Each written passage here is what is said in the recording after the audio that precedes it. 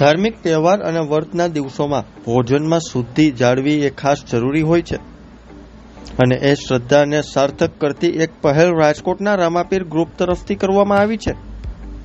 આ ગ્રુપના સભ્યોનું કહેવું છે કે કેટલાક વિસ્તારોમાં પેંડા કે પેટીસ જેવી વ્રત દરમિયાન ખવાતી વસ્તુઓમાં મકાઈનો લોટ વપરાય છે, જે ધાર્મિક રીતે યોગ્ય નથી। આ ભાવનાને ધ્યાનમાં રાખીને તેઓએ સિંગોડાના લોટથી બનેલી શુદ્ધ ફરાળી પેટીસનું વિતરણ શરૂ કર્યું છે, એ પણ નફો નહીં નુકસાન નહીંના સંકલ્પ સાથે। જીતેન્દ્ર લાલાકિયાએ કહે છે કે રામાપીર ગ્રુપના વડીલ દિલીપભાઈના સહયોગથી અમે આ વર્ષે પેટીસ વિતરણનું કરી રહ્યા છીએ।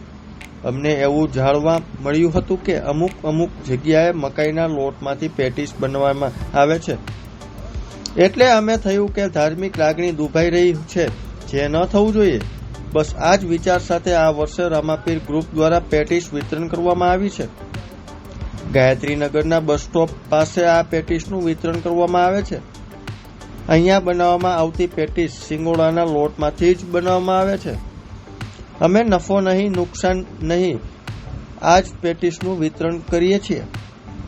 બહાર પેટીસ 300-450 રૂપિયાનો કિલો મળી રહ્યો છે અને તેમાં પણ મકાઈનો લોટ વાપરવામાં આવતો હોય છે, જેથી અમે નક્કી કર્યું છે કે રામાપીરની કૃપાથી પેટીસ લોકોને ખવડાવી રહ્યા છીએ।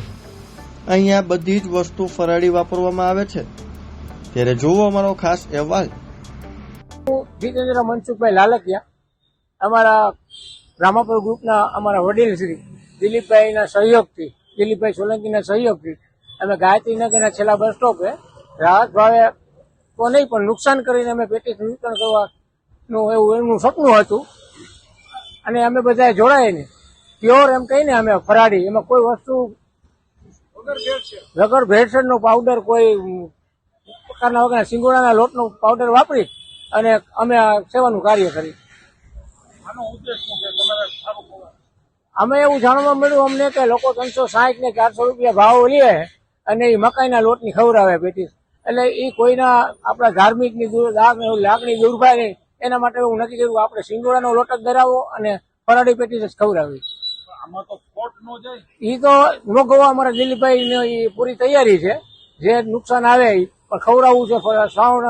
શ્રાવણના પવિત્ર માસમાં ખવડાવવું છે ફરાળ, એ વાત એ રામાપીરના ભરોસે કરીએ છીએ। અમે પેલા વર્ષે જ ચાલુ કર્યું છે, હવે ચાલુ રાખશું, એની દયા રહેશે।